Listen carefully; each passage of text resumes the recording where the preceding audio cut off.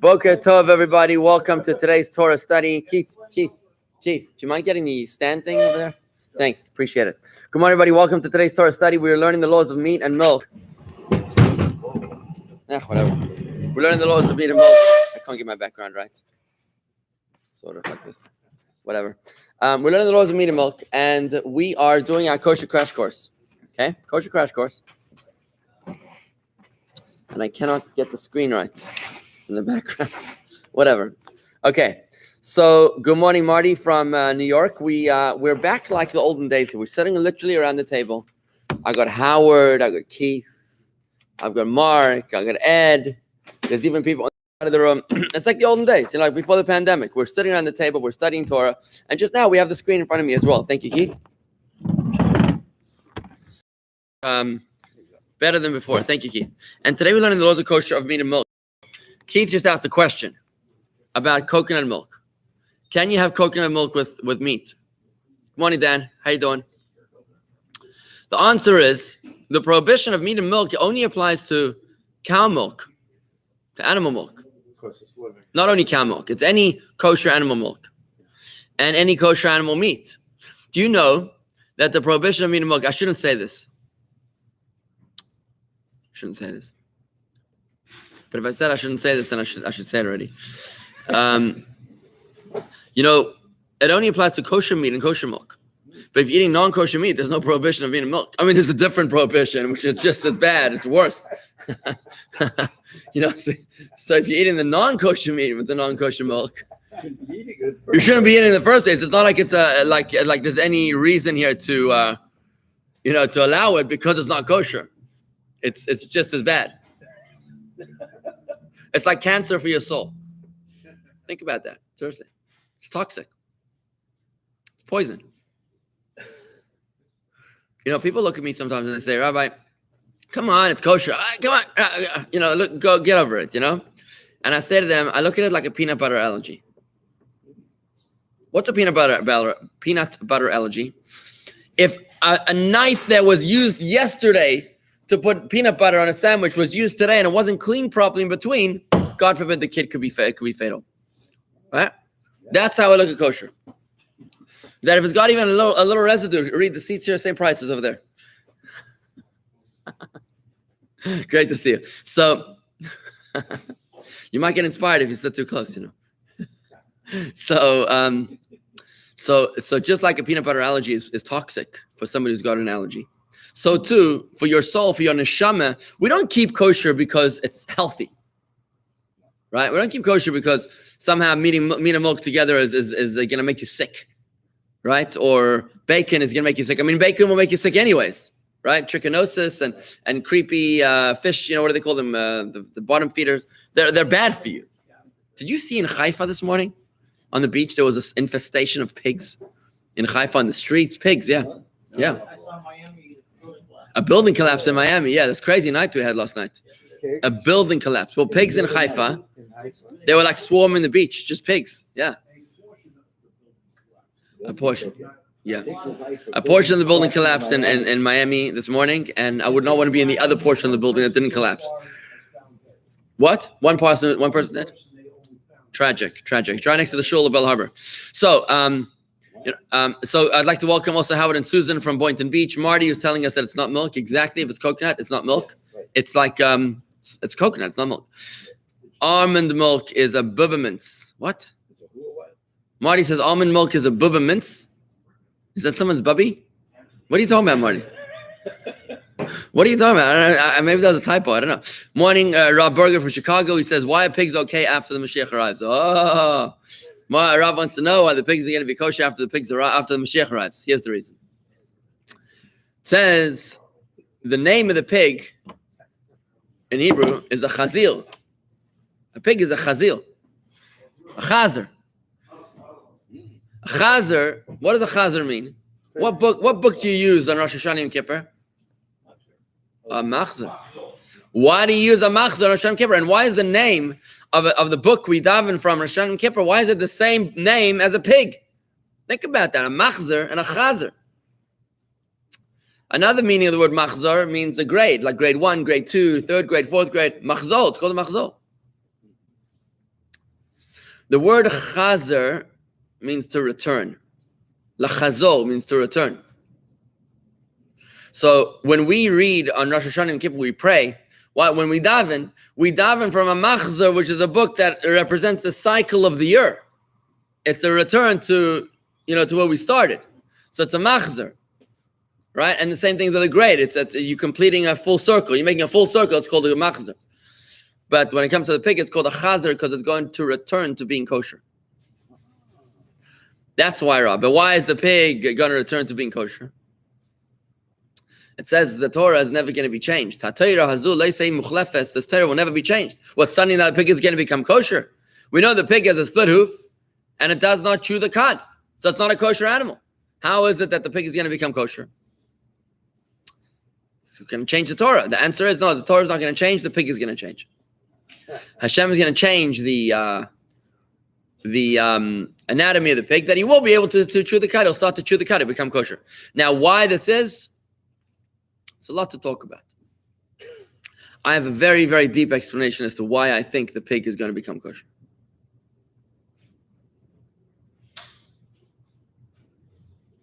I'm just going to reference it very briefly. If you get it, good. What? Because you want to eat bacon. I'm not interested in eating bacon, actually. Not really. Yeah. They make fakin today. We had fakin at the men's club the other night. You know what fakin is? Fakin. We had fakin. I didn't even know we had it. Yeah, we had fakin. If you look closely at the menu, you'd see the fakin. It's nothing to write home about, let me tell you. It tastes exactly like bacon. How do you know? Someone told him. So why is it? Rob says he wants Mashiach now. Finally, after all these years we've been learning with Rob, I finally got him to hear these words. Rob wants Mashiach now. It's amazing. Can you imagine Emma's Deli in Chicago will start serving kosher bacon bagels? That'll be amazing, right? I don't know. Pigs are so disgusting. Who wants to eat a pig? It's a pig. It's disgusting. So let's see. Winston in Indonesia, in Jakarta, says, I haven't eaten chicken and beef in Indonesia for almost 3 years because it's hard to find kosher meat. The benefit is that so far I've never been sick for more than a day. That's pretty good. So in Indonesia, there are kosher butcheries, I guess, in Indonesia. So he doesn't eat chicken and beef. That's amazing. And you think that you're getting sick from the non-kosher chicken and beef. Wow. Interesting. Very interesting. But again, we don't keep kosher because of the health reasons. We don't keep... there are hygienic benefits. For example, if you think about it, in the Black Plague, which happened, what year was that? 1500s? The Black Plagues, the Jews weren't dying. Everybody else was dying except for the Jews. 1800s? That's how. Was that? I think it was cholera. I think he's right. I think Ed's onto something. He might be onto something. So thanks, Ed. So in the Black Plague, the Jews weren't dying. Everybody else was dying. So the Goyim, the Gentiles said, the anti-Semites at least said, that the Jews had poisoned the water. That it was a plot. Here we are. We finally survived something in history, and then they started attacking us. Right? Why did the Jews survive? Now we know in retrospect that because the Jews have this peculiar custom of like Ed says, of washing their hands before we eat. We wash our hands after we go to the bathroom. We wash our hands in the morning when we wake up. Negelwasser. We wash our hands before we eat bread. So this concept of hygiene was known to us thousands of years ago, before anybody ever discovered the germ with a microscope, right? 14th century. Oh, 14th century. But there was another plague. Maybe the cholera plague, the Black Plague. There's a bunch of different plagues. Black Plague, the Black Plague was in the 1300s. Gotcha. Okay, 1300s. In fact, there was actually one of the plagues began when there was a war with the Chinese and the Europeans, and the Chinese would catapult dead bodies over the city walls, and they would cause plague. Somehow they knew that there was going to cause disease by catapulting dead bodies. Terrible. Anyways, so where am I going with this? Is because what I'm trying to say is that I'm back to the pig, right? I'm trying to get back to the pig. So why the pig? I just want to say this. The pig is the most non-kosher animal. Why is it the most non-kosher animal? Not because it's more prohibited than other non-kosher foods. Eating a fly is 5 prohibitions, and eating a pig is 1 prohibition. You know that? If you eat a fly, 1 prohibition. A pig is 5. Sorry, other way. Fly is 5 prohibitions. A pig is 1. So, good morning, Susan Pelosi. Oh, Susan Pelosi's grandfather's yahrzeit is this Shabbos. Susan, I was thinking about you. I think it's your grandfather's yahrzeit this Shabbos, and it's your birthday next week, so I want to wish you an early happy birthday. It's always around the time of my birthday. So my birthday is this Shabbos. I think yours is Monday or Tuesday. I want to wish you a very happy birthday in advance. Good to see you, Susan. So back to the pig. Why is the pig going to be kosher? Because the pig is it's like the mascot. Oh, it's your father's yahrzeit. Right, thank you for reminding me. May his neshama be elevated in Gan Eden. So the pig is the most non-kosher animal. Why? Because it is a hypocrite. It's the only animal that's kosher on the outside and not kosher on the inside. It has the split hoof to make it look like it's kosher, but on the inside, it's non-kosher. It doesn't ruminate, doesn't chew the cud, right? So the pig represents something which looks good but isn't good. It represents klipa, right? Klipa, which is what we learned in Tanya, superficiality. It is the notion of judging a book by its cover, right? Of making the clothing more important than the person inside the clothing. Of eating food because it looks good, not because it's healthy for you. Or eating the food because it looks good, even though it's bad for you, right? Literally judging a book by its cover. So the reason I believe, now this is a very creative, original thought, and I'll always tell you that. When I teach Torah, I see my role as a rabbi to teach what it says in the Torah. But if I'm going to give you an original thought, this is my original thought, I'll tell you that. So you don't have to take it from me if you don't want to. So my original thought is like this, and it's pretty deep, is that the reason why the pig will become kosher is because Mashiach will be a result of us having worked for these few thousand years since the Torah was given, 3,333 years to be precise, by making this physical world a home for God. So we will have turned the superficial into holy. You understand? This world, which is for the past 3,000 years, has been the extremities of holiness, right? It's been, it's not the world of angels, it's not the world of divine perception or higher consciousness or awareness. It's the world of lights out, of no spiritual awareness, no spiritual consciousness. And by making the world of the periphery, the lowest world, as we've learned in Tanya, into a holy place, into a home for God, we will have sanctified the superficial. And that's why I believe, to answer your question, I just thought of it this moment, Rob, when you asked this question, why? You asked the question of why the pig. Why are pigs going to be kosher? So I explained to you how they're going to be kosher, but I didn't answer why. So now hopefully this answers your question why the pig's going to be kosher after Mashiach arrives. The reason is because, I believe, again, is that because the pig, which represents superficiality, will be transformed into holiness. I learned a Hasidic discourse with my daughter last week. And it was all about clothing. We were learning about clothing. So we learned about the Hasidic view, the teachings about clothing.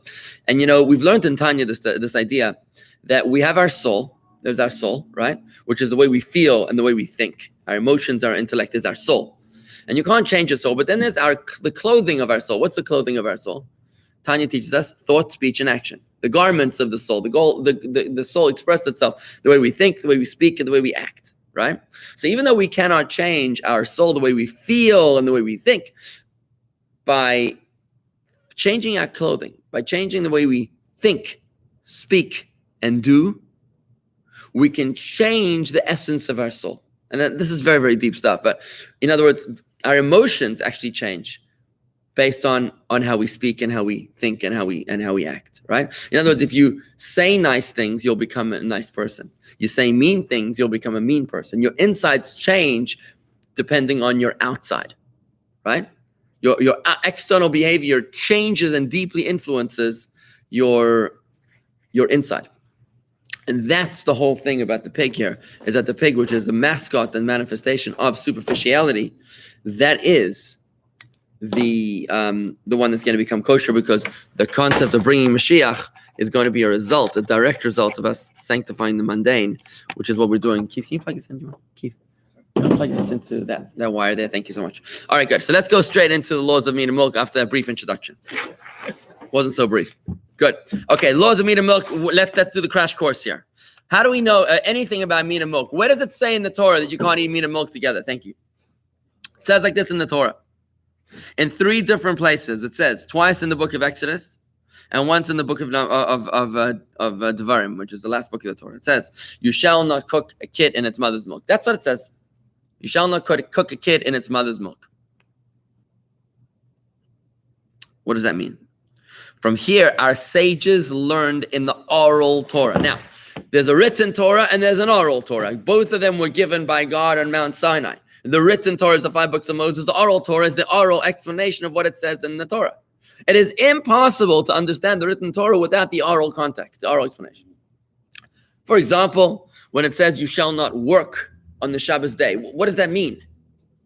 So the Christians that only have they only use the Old Testament, they don't use the Talmud, the oral Torah, they kind of take it to mean you shouldn't check your email or go to the office on Sunday. I don't know how Saturday became Sunday. I'm not sure how that happened. But that's what they do, right? We who have the oral Torah, we have a whole explanation that the oral Torah explains about the adjacency. It says the prohibition of work on Shabbos adjacent to the construction of the tabernacle in the desert. Whatever was considered work in the construction of the tabernacle is considered work on Shabbos. What is that? There's 39 kinds of labor. There's an entire tractate of Talmud dedicated to what is work on Shabbos. Another example, it says you shall wear them, you shall tie them upon your arms and between your eyes. What are we talking about? Now, the oral Torah teaches, talking about tefillin. What is tefillin? What color is tefillin? What's supposed to be written in the tefillin? Can they be black, pink, or purple? Right? Square, round, or triangle? We don't know any of this stuff from the written Torah. It even says in the written Torah, it says, when you prepare the meat to eat, as I have commanded you. And it doesn't say anywhere in the written Torah how to prepare meat to eat. It's only in the oral Torah that it teaches us the laws of kosher slaughter, which is an entire area of Jewish law. You can't just walk into a non-kosher restaurant and order the beef or the lamb because it's a kosher animal. I mean, it is a kosher animal, but if it wasn't slaughtered properly, then it's not kosher meat. It's called a nevela. A nevela means a carcass, an animal that died that wasn't slaughtered properly, right? So there's a reference in the written Torah that there is another Torah, as I've taught you elsewhere, which is the laws of shechita, right? So here in this case, it says you shall not cook a kid in its mother's milk. We don't know what that means. It says it 3 times in the Torah, 3 separate places. It repeats this copy paste the same exact verse. You shall not cook a kid in its mother's milk. Why does it say 3 times? Here our sages derived in the oral Torah like this, that it's referring to only kosher animals, to all kosher animals, and not just a kid. A kid is a baby goat, right? It's not only talking about a baby goat, it's talking about all kosher animals. And approved, because in many places in the Torah, a kid is a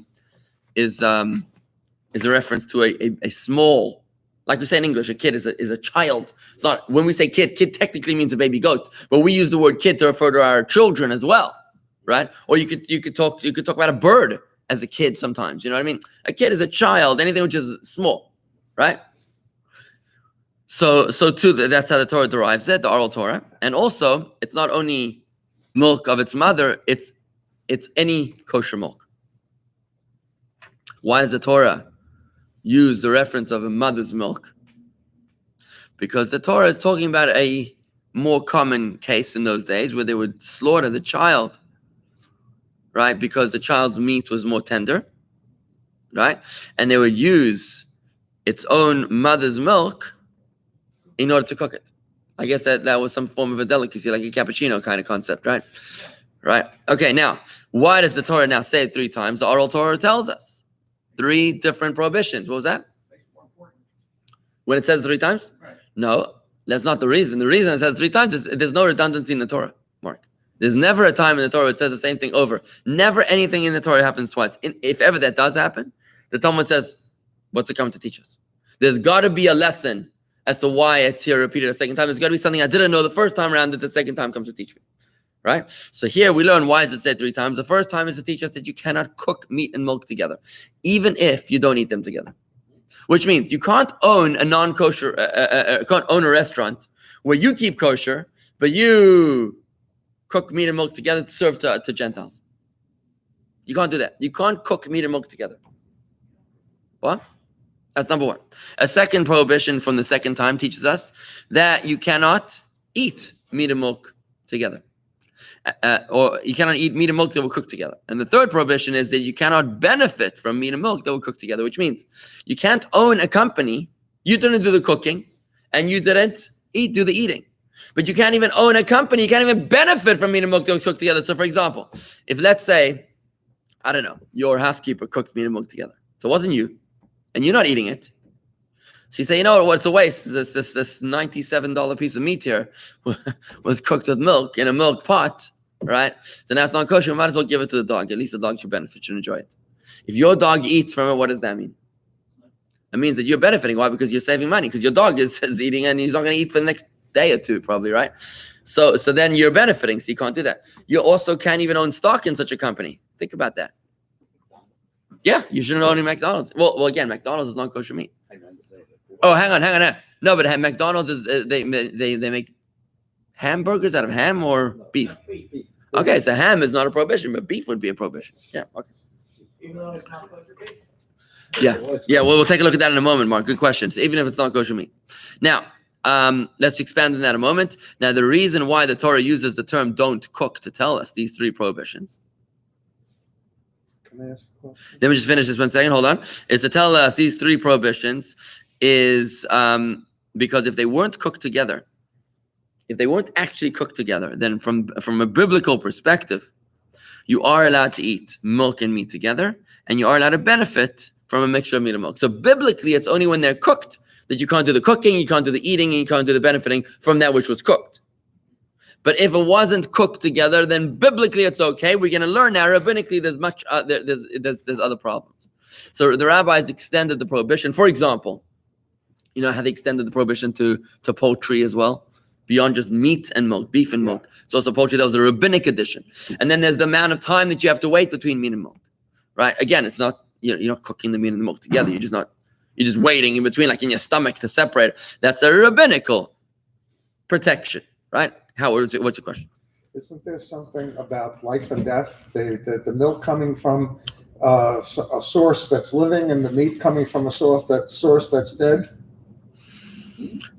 Interesting. So now you're going a little Kabbalistic here. I'd like to welcome Winston, also on YouTube, Andy Siegelstein. Interesting. Winston from Indonesia is onto your point. He said, is it because milk symbolizes birth and the meat symbolizes death? And those things should not be mixed. You and Jakarta are on the same page. Amazing. That's what I learned. Oh, you learned that? Good. Okay. So it's a little deeper. You're going a little deeper. And there is such a concept I've seen in places that describe the meat and the milk. Milk is white, represents life, baby food, right? Meat represents red, it's death, right? And there's such a thing. The milk represents chesed, kindness. The meat is gevurah, it's strictness. And they're two separate approaches. They're not supposed to mix. There is such a concept brought in some of the rationale for the laws of kosher. Is it a concept or is it a law? The law is the law, but the reason for the law is different reasons. You know what I mean? At the end of the day, we're very cautious about giving reasons for Torah laws. I'll tell you why. Because if the reason is no longer relevant, then you don't have to keep the law. For example, if you come to tomorrow, if some Dr. Fauci tomorrow comes up with a new revelation for us, and he tells us that eating pig is the worst thing that could ever happen to you because it's bad for your pancreas, right? I would not advertise that. I mean, I wouldn't advertise that and say, oh, you see, I told you so. I mean, we maybe use it as an extra reason. I'll tell you why. Because if the next day, the CDC comes out and says, nope, he's wrong, then what's going to happen? Everyone's going to say, so now we can eat bacon, right? We don't give reasons to the Torah. We know the prohibition applies because that's what God said. And that's what we call a chok. A chok means a decree.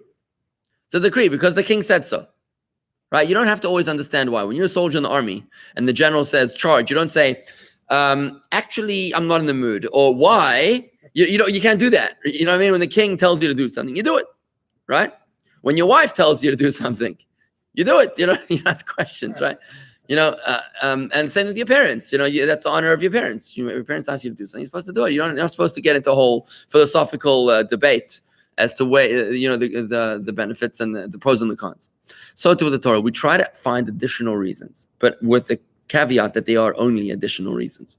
So is there such a concept as the difference in life and death between meat and milk? Yeah, there is such a concept, but it's an extended reason as not the essence reason. Okay, good. Fantastic. Now, what's the additional rabbinical extensions over the biblical prohibition? Our sages made a fence to the Torah.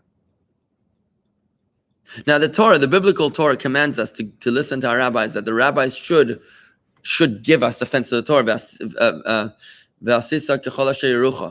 You shall not stray from what the rabbis tell you to do, right and left. That's what the Torah tells us. The Torah gives us the biblical mandate to listen to the rabbis of each generation as they make the fence to guard and protect the Torah. Obviously, if the rabbis say Shabbos and kosher is canceled, they can't do that, right? That's considered heretical or treason. But if they make a fence to the Torah to guard a prohibition, that is by divine command, right? So what did they do here? They made a fence to the Torah to say that not only is it that beef, animal meat, beef is prohibited in the prohibition of eating milk, they said even, no, hang on, not only the meat of a domesticated animal, but even the meat of a wild animal, like deer is not domesticated, right? No. Giraffe is not domesticated, both of which are kosher. Giraffe is kosher and deer is kosher. So even if it's not a domesticated animal, they also will be included in the prohibition, as well as poultry. Poultry, right? Also is included in the prohibition of meat and milk. And even if they were mixed up in a state that they were cold and not cooked together, that also is the rabbinical extension that prohibits them from being put together, right? Let's say cold meat touch some cold mozzarella cheese or something. It's also prohibited. It wasn't cooked. Now, there is a reason for the meat, the heat. When it comes to heat is something which transfers flavor. There are different mediums of transferring flavor. One is spicy foods. A knife, this pressure of the knife transfers flavor. Being soaked in a liquid for 24 hours transfers flavor. And heat also transfers flavor, right? So if you, in the absence of one of those transferring conduits, where it's just cold, it just touches the flavor, it doesn't really move over, but the oil does. Obviously, the oil, whatever's oily on it, right? The residue is there. And that's the rabbinical extension. So to our sages prohibited also something called a fascinating concept called Mar'it Ayin, which translates as the vision of the eye. Marit Ayin is in English perception. Perception. Is there a statement like an aphorism? It says perception is 90% of something. No? Yeah. Perception is 90% of the law, I think. Isn't that? That's Possession. Oh, yeah, possession. But is there such a thing about perception? That what people think is really what matters? It doesn't matter what the truth is. That's why if you have the milk on the table, you have to have the coffee-rich container. Right. Well, I mean, look, I know that we do this in marketing. In marketing, it doesn't matter if Coca-Cola is good for you or bad for you. It's irrelevant. Nobody cares. What they care about is that they see a beautiful woman drinking a bottle of Coca-Cola on a hot day. That's what we care about. Perception, right? If Pepsi-Cola can associate themselves with celebrities, and if if your brand can associate itself with a popular celebrity, then somehow you become perceived as being popular as well, right? So perception is very, very, very important. That was the whole thing I said before about the pig. We live in a very secular, in a very perception-oriented society. Mankind is like that. We're influenced, deeply influenced by what we see, which is why the third paragraph of the Shema says, "You shall not stray after the vision of the eyes," because it's the vision of the eyes that causes you to sin. What you see, it leads you to sin, right? If you don't see no evil, then you're not going to come to the evil. Anyway, so perception is reality. There you go. Thank you, Marty. Marty saved me here. Perception is reality. That's the point. So now the rabbis added such a thing called perception is reality with regards to many parts of Jewish law, but as it applies to meat and milk, it's like this. So let's say I am traveling with my family, right? And we want to eat somewhere. So we decide to go into McDonald's with our own food. And we sit inside the McDonald's. What's going to happen? People are going to see you. They walk by the way, they'll see like a Jewish family, tzitzis, yarmulkes, beard, the whole thing, benching, right? Your blessings. And this family's eating inside the store. They'll be like, oh, I guess it's a kosher McDonald's, right? So you're creating a false perception, right? And you're not allowed to do that. And we have to be very cognizant of the perceptions that we create, right? In the same way that people know that you're a Jew, when you're driving down the highway and if you curse or if you, you drive like a Meshuggah, whenever there's like a Ponzi scheme or something, you look in the newspaper, the first paragraph always say if it was a Jew. If the guy was a Jew, we're always holding our breath. We're like, please don't. Thank God. The name's Mackenzie. Okay, good. Thank God. But it makes a big impression, right? That's obviously reflects on the Jewish people, but it also reflects on the perception of people. Seeing is believing is the saying, says Rob Berger, right? Seeing is believing. And to the memory of your father, Keith, thank you for dedicating today's Torah study in loving memory of your father. By the way, his name is Avram Label Ben Binyamin, right? Avram Label Ben Binyamin. Okay. Arnold Kleiman. Good. His neshama should be elevated in Gan Eden. Also, the prohibition of the rabbis extends to it's late. Not allowing meat and milk to be placed next to each other physically. That's why we have like separate kitchens, separate sinks and all that, separate dishwashers. Also, you're not allowed to knead, K-N-E-A-D, to knead or bake bread which has meat in it together with bread which has milk in it, like milchik bread and fleishik bread. And we'll talk about that a little later. Now, what's the reason for the prohibition of meat and milk? And we'll end with this. What's the reason for the prohibition? There are those that say that there is no reason, like I said before. There is no reason, right? It's a chok. It's a decree. It's the decree of the king, and there's no explanation for it, right? And there are those that do give reasons for it. One reason is because it's trying to prevent us from being cruel. You are what you eat. So if you're going to eat like a leopard or a lion or a pig, you'll become a pig. Right? Doesn't Nachmanides famously writes this explanation. He says, when you eat the pig, you become a pig. When you eat a lion, you become a vicious animal. Right? So we Jews are gentle, kind, and modest. And that's why we eat gentle, kind, and modest animals, which are domesticated animals primarily, right? In order to prevent us from becoming like them. Also, another reason is because the Gentiles who were idolaters would cook the meat and the milk together as a service of the idolatry. And we, as it says in this week's Torah portion, are we are a nation who dwells alone and not counted amongst the nations of the world. So we do things differently. So the idolaters would this is like a favorite dish of the idols. They would serve the meat and milk together to the idol. And we Jews don't do that. And another reason given is because this mitzvah is like this is very similar to what Howard said before, and Winston, that this is like the prohibition of mixing things that are not supposed to mix. Like you're not supposed, like the prohibition of wearing shatnez, linen and wool together. You're not allowed to wear linen and wool together. You're not allowed to have two separate animals pulling together on a plow, right? It's like a prohibition of intermarriage. You're not allowed to mix two separate things that are not supposed to be mixing together. Right? So over here too, these two, meat and milk, are very, very different, and they're not meant to be mixed because it causes evil things or bad consequences to emerge from it. Comment from Rob Berger. The saying perception is more important than reality. If someone perceives something to be true, it is more important than if it is true. That's exactly my point. For example, Trump won the election. Didn't he win the election? I'm not sure which election you're talking about, but yeah, I get the point over here. I think we're onto something here. Comments coming in on YouTube. Reality perception is 90% of reality. Thank you, Elaine. Mark, this is what I was saying. Perception is 90% of reality. So what did I say? Possession is 90% of the law. That's correct. 9/10. Possession is 9/10 of the law. Gotcha. But in this case, perception is 90% of reality. There you go. Thank you. Andy, creating a false perception is like placing a stumbling block before the blind. That's precisely what it is. Precisely. It's probably the origin, Andy, of the prohibition, of the reason why the rabbis created the prohibition, the rabbinical prohibition of perception, is because of the Torah mandate not to put a stumbling block before the blind. And with this, we conclude today's Torah study, which is on the Kosher Crash Course. Tomorrow morning, we'll continue on the big screen over here in the shul and on Zoom with the video of the Rebbe. Always a good video to share, a Farbrengen.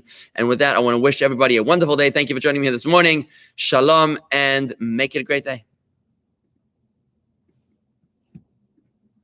Nice sitting around the table and studying here, hey? Yes.